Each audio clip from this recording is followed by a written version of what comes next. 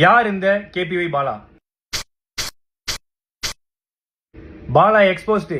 பாலா வந்து ஒரு சர்வதேச கைக்கூலி, இவன் ஒரு ஸ்கேமு, இவன் மாட்டோன்னு நினைச்சா வாங்கடா அடிக்கலாம். இந்த வண்டி தான் அண்ணன் கேபிஒய் பாலா எனக்கு வாங்கி கொடுத்தது. இதை வந்து நிறைய பேர் என்ன சொல்றீங்க, வண்டி வந்து வாங்கி கொடுக்கல, பொய்யானது, நம்பர் பிளேட்லாம் மறைச்சிருக்காங்க அந்த மாதிரி சொல்றீங்க. இது வண்டி ஜெப்ட் நான் தான் ஓட்டுறேன், அண்ணன் எனக்கு வாங்கி கொடுத்த வண்டி தான். எவ்வளோ வன்மம் இல்லை? சரி ஓகே, நானும் வந்து இந்த 2 நாளா சரி ஓகே இது ஓகே இது இப்போ முடியும் அப்போ முடியும்னு பார்த்துட்டு இருந்தேன். ஒரே ஒரு படம் பண்ணேன், அந்த படத்துக்கு அப்புறம் இவ்வளோ வந்து ஏதாவது ஒன்று பண்ணுவாங்கன்னு எனக்கு சத்தியமா தெரியாது. ஒரு சின்ன கான்ட்ரவர்சி ஒன்று போயிட்டு இருக்கு இந்த ஆம்புலன்ஸ் ரிலேட்டடா. ஆம்புலன்ஸ் பார்த்தீங்கன்னா கொடுக்குறப்ப இல்லை டிடி அப்படின்னு சொல்லி மென்ஷன் ஆயிருக்கும். அது வந்து நாங்கள் கொடுத்த அடுத்த நாளே எங்களுக்கு தெரிய வந்துருச்சு அது வந்து டி மட்டும்தான். அன்னைக்கு பண்ண பெயிண்டிங் ரீஒர்க்னால வந்து டின்னு எக்ஸஸாக ஒன்று ஆட் ஆயிட்டுன்னு சொல்லிட்டு எஃப்சி முடிஞ்சதுனால இது நம்ம கேரேஜில் போட்டோம். அதுக்கு ரீப்ளேஸ்மெண்ட்டாக ஆம்புலன்ஸ் நம்ம கொடுத்து அது பயன்பாட்டில் இருந்துட்டு தான் இருக்கு மக்களுக்கு. அதில் எந்த விதமான பிரச்சனையும் எதுவுமே கிடையாது. ஸோ இந்த ஆம்புலன்ஸ்னால எவ்வளோ குழந்தைங்க பிறந்தாங்க, எவ்வளோ பேர் உபயோகம் அடைஞ்சாங்க, எவ்வளோ உதவி பண்ணுச்சுங்கிறத பற்றி யாருமே பேசவே இல்லை. இந்த ஆம்புலன்ஸ் வந்து ஒரு நம்பர் பிளேட், ஒரு டி பிரச்சனை, சின்ன டி, அந்த டி பிரச்சனையை வச்சுக்கிட்டு எவ்வளோ பண்றாங்க.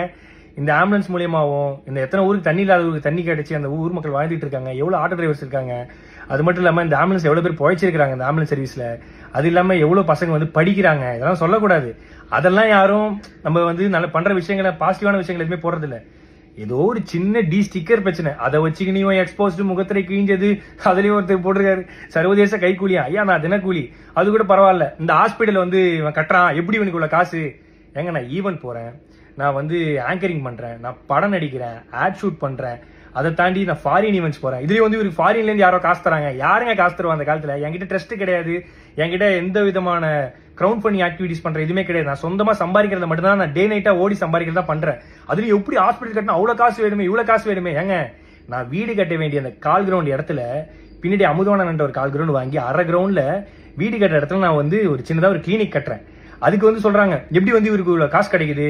ஏங்க இதே நான் வந்து ஒரு 1.5 கோடி ரூபாய்க்கு லக்ஸரி காரும் ஒரு அடுக்குமாடி வீடும் கட்டியிருந்தா உனக்கு எந்த பிரச்சனையும் வந்திருக்காரு நிறைய பேர் சொன்னாங்க.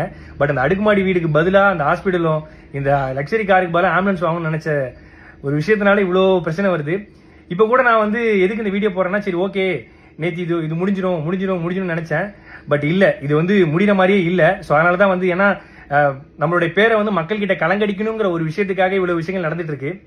பரவாயில்ல, இப்போ நான் ஏன் வீடியோ போட்டேன்னா, இதை பார்த்து நிறைய மக்கள் வந்து நிறைய பசங்க வந்து ஐயோ இப்படிலாம் பண்ண இவ்வளவு பிரச்சனை இருக்குன்னு சொல்லிட்டு பின்வாங்கிடக்கூடாது. கடைசி வரைக்கும் அவங்களால முடிஞ்ச உதவி, ஏன்னா நம்மளை பார்த்து நிறைய பேர் பண்ணிட்டு இருக்காங்க. உண்மையாக வண்டி ரெஜிஸ்ட்ரேஷன் பண்ண புக்கு எல்லாமே இதெல்லாம் இருக்கு. அதுலயும் வந்து வீடியோ எடுத்து யூடியூப்ல போட்டு சம்பாதிக்கிறான். நான் வீடியோ எடுத்து இன்ஸ்டாகிராம்ல தான் போடுறேன். இன்ஸ்டாகிராம்ல போட காசு கிடையாது. யூடியூப் சேனல் வச்சிருந்தா தான் காசு. என் யூடியூப் சேனல் கிடையாது. ஆனா என்னை பத்தி தப்பா பேசி யூடியூப்ல போட்டு தான் ஒரு சிலர் காசு சம்பாதிச்சிட்டு இருக்காங்க சமீபமா. ஸோ நான் என்ன சொல்றதுன்னு தெரியல.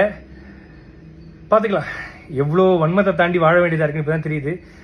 பிரச்சனை இருக்குன்னு தான் நல்லது பண்றோம், ஆனா நல்லது பண்றதுல ஒரு பிரச்சனை இருக்கான்னு கேட்டா என்ன சொல்றதுன்னு தெரியல. நன்றி. இந்த 2 நாளா நான் படுற கஷ்டத்துக்கு எல்லாத்துக்கும் நன்றி. ஆனா நீங்க பண்றதெல்லாம் பார்த்து நான் ஓட மாட்டேன். எனக்குன்னு மக்கள் இருக்காங்க, அவங்களுக்காக நான் கடைசி வரையும் ஓடுவேன். தேங்க்யூ.